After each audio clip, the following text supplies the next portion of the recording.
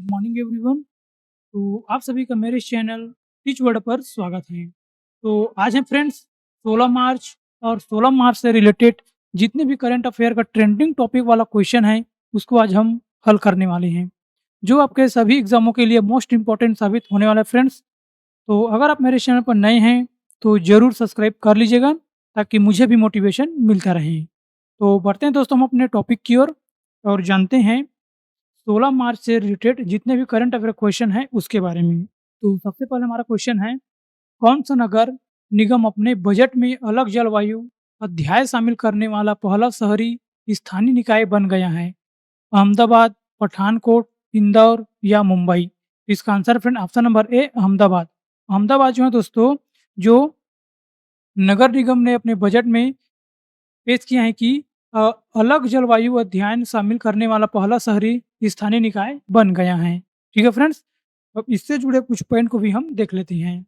देखिए, 15 फरवरी को वित्तीय वर्ष 2025-26 के बजट को मंजूरी मिलने के साथ ही गुजरात का अहमदाबाद नगर निगम अपने मुख्य बजट के हिस्से के रूप में एक अलग जलवायु अध्याय शामिल करने वाला भारत का पहला शहरी स्थानीय निकाय बन गया है।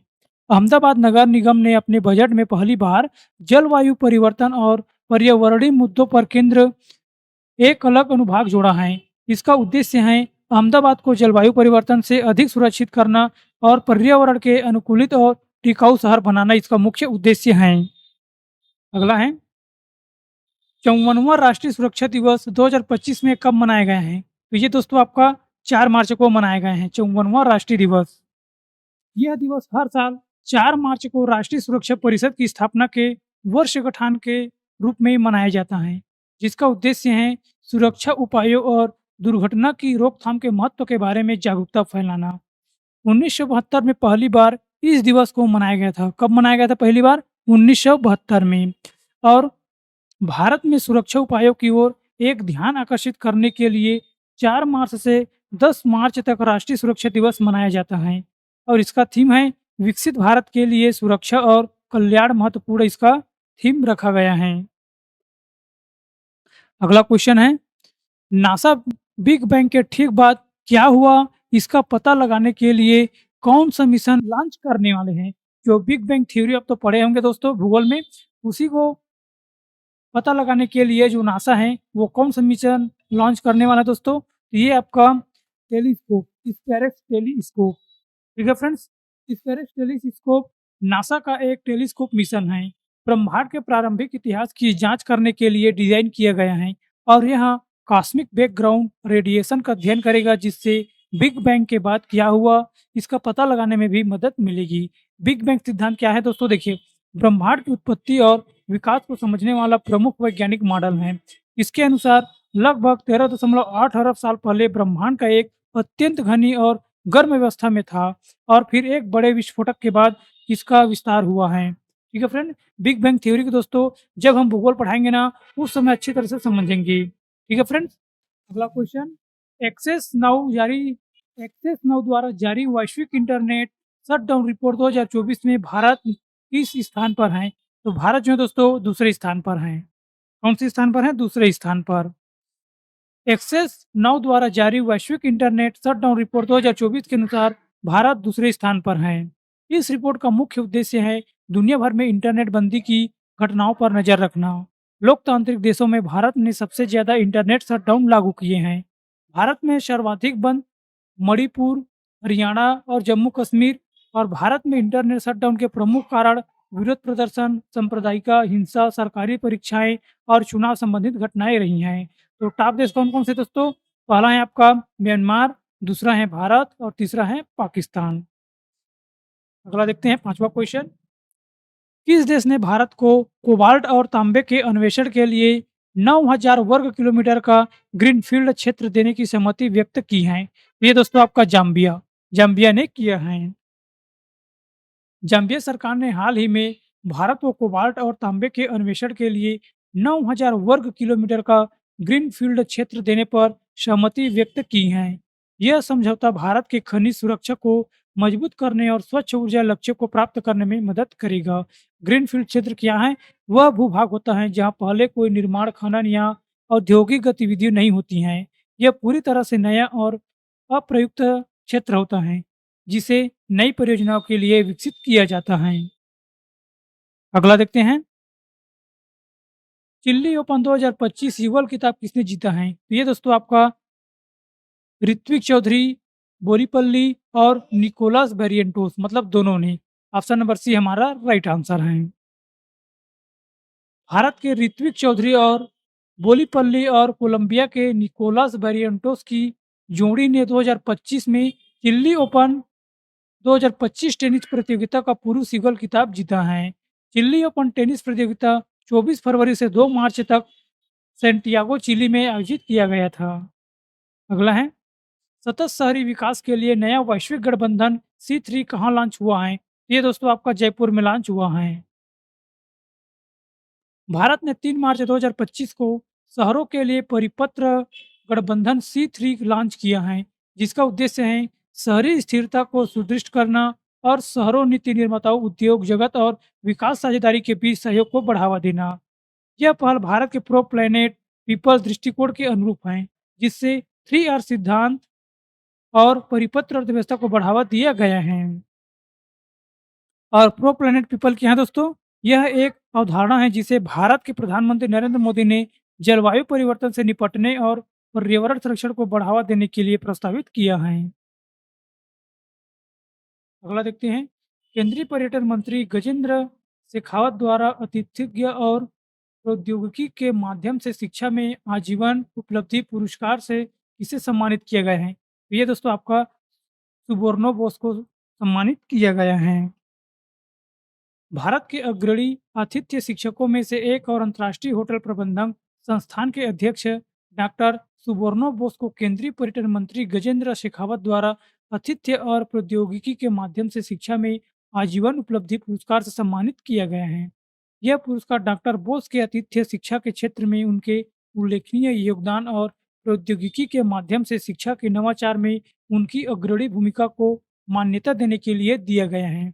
और यह पुरस्कार वाइब्रेट भारत ग्लोबल समिट 2025 में प्रदान किया गया है। अगला क्वेश्चन, किसने गंभीर रूप से बीमार बच्चों के लिए मानव दूध बैंक परियोजना मतलब पयोधी शुरू किया गया है? तो यह है दोस्तों आपका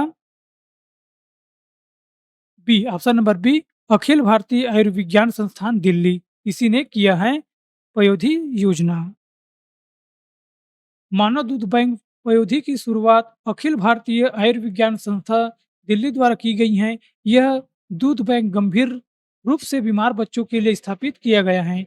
इस दूध बैंक का उद्देश्य है विशेष रूप से उन बच्चों की मदद करना है जो अपनी माँ का दूध नहीं प्राप्त कर सकते हैं।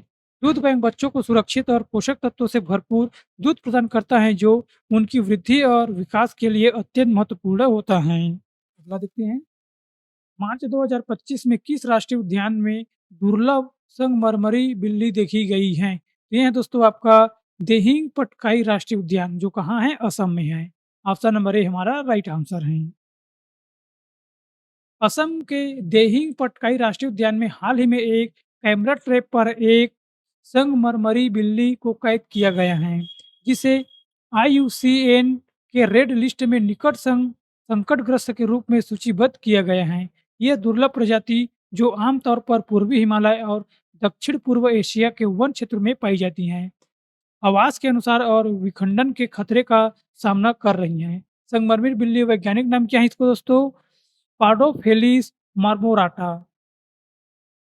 अगला क्वेश्चन, राष्ट्रपति भवन में विविधता का अमृत महोत्सव 2025 के दूसरे संस्करण का उद्घाटन किसने किया है? तो ये दोस्तों आपका द्रौपदी मुर्मू ने किया है। ऑप्शन नंबर बी हमारा राइट आंसर है। अगला देखते हैं, राष्ट्रपति द्रौपदी मुर्मू ने विविधता का अमृत महोत्सव 2025 के दूसरे संस्करण का उद्घाटन 5 मार्च 2025 को राष्ट्रपति भवन नई दिल्ली में किया गया है। इसका उद्देश्य भारत की सांस्कृतिक विविधता को विभिन्न क्षेत्रीय संस्करणों के माध्यम से उजागर करना है। इस बार दक्षिण भारत और उनके केंद्र उपभोक्ताओं पर विशेष ध्यान दिया गया है।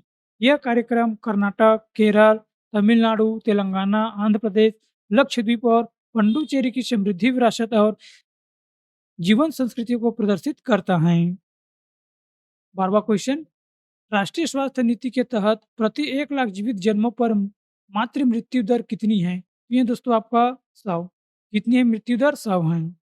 केंद्रीय स्वास्थ्य मंत्री जेपी नड्डा ने कहा है कि भारत ने राष्ट्रीय स्वास्थ्य नीति के तहत मातृ मृत्यु दर को प्रति 1 लाख जीवित जन्मों पर 100 मृत्यु तक लाने का लक्ष्य हासिल कर लिया है और 1990 से 2020 के बीच में एमएमआर में 83% की गिरावट दर्ज की गई है, जो वैश्विक एमएमआर में गिरावट से कहीं अधिक है। अगला क्वेश्चन है, दुबई ओपन टेनिस चैंपियनशिप 2025 का खिताब किसने जीता है? ये दोस्तों आपका यूकी बाम्बरी और एलेक्सेई पोपिरिन ने जीता है। ऑप्शन नंबर सी हमारा राइट आंसर है। दुबई ओपन टेनिस चैंपियनशिप 2025 में युगल वर्ग का खिताब यूकी भाम्बरी और एलेक्सी पोपिरिन जो ऑस्ट्रेलिया के हैं और यूकी बाम्बरी 200 भारत की हैं, इस जोड़ी ने जीता है। दुबई ओपन टेनिस चैंपियनशिप का आयोजन दुबई संयुक्त अरब अमीरात में हर साल फरवरी और मार्च के बीच होता है और दुबई की राजधानी है दिसपुर। मुख्यमंत्री हैं हिमंत बिश्व शर्मा और राज्यपाल हैं लक्ष्मण आचार्य। अगला देखते हैं, मार्च 2025 में दुनिया का तीसरा सबसे बड़ा जैव ईंधन उत्पादक देश कौन बन गया है? ये दोस्तों आपका भारत बना है। ऑप्शन नंबर सी हमारा राइट आंसर है। दुनिया का तीसरा सबसे बड़ा जैव ईंधन उत्पादक देश भारत बन गया है। वे ईंधन होते हैं जो जैविक स्रोत, फसलों, कृषि अवशेषों, पशु वसा इत्यादि से बनाए जाते हैं। ये पारंपरिक जीवाश्म ईंधन का एक पर्यावरण है जो अनुकूल विकल्प है क्योंकि ये कार्बन तटस्थ और नवीनीकरण भी होते हैं। और दुनिया के शीर्ष 3 जैव ईंधन उत्पादक देश कौन-कौन से हैं? संयुक्त राज्य अमेरिका और ब्राज़ील और भारत। जो संयुक्त राज्य अमेरिका है दोस्तों, ये सबसे बड़ा जैव ईंधन उत्पादक हैं। उसके बाद ब्राज़ील जो है, वो गन्ने से एथेनॉल उत्पादक में अग्रणी है और भारत जो है, दुनिया का तीसरा सबसे बड़ा जैव ईंधन उत्पादक बन गए हैं। अगला क्वेश्चन, खेलो इंडिया विंटर गेम्स 2025 का दूसरा चरण कहाँ आयोजित किया है? तो ये दोस्तों आपका गुलमर्ग में किया है, Jammu Kashmir. Option number C हमारा राइट आंसर है। खेलो इंडिया विंटर गेम्स 2025 का दूसरा चरण 9 से 12 मार्च तक जम्मू कश्मीर के गुलबर्ग में आयोजित किया जाएगा, मतलब किया गया है। यह भारत में शीतकालीन खेलों को बढ़ावा देने और शीतकालीन खेलों की प्रतिभा को निखारने के लिए एक महत्वपूर्ण आयोजन है। यह खेलो इंडिया के कार्यक्रम का हिस्सा है, जिसका उद्देश्य शीतकालीन खेलों को बढ़ावा देना और युवा खिलाड़ियों को एक मंच प्रदान करना। और खेलो इंडिया विंटर गेम्स 2025 का पहला चरण 23 से 27 जनवरी 2025 तक लद्दाख में आयोजित किया गया था। ठीक है फ्रेंड, तो आज की सेशन में बस इतना है फ्रेंड्स। और आप लोगों के लिए एक क्वेश्चन का मैं टेस्ट लेकर आया हूँ। कौन सा नगर निगम अपने बजट में अलग जलवायु अध्याय शामिल करने वाला पहला शहरी स्थानीय निकाय बना है? तो कौन बना दोस्तों? इसका आंसर मुझे कमेंट सेक्शन में देना है। ठीक है फ्रेंड, और ये सेशन आपको कैसा लगा है, इसका फीडबैक भी हमें जरूर देना है दोस्तों। तो आज की सेशन में बस इतना ही। मिलते हैं अगले वीडियो पर। Thank you and so much.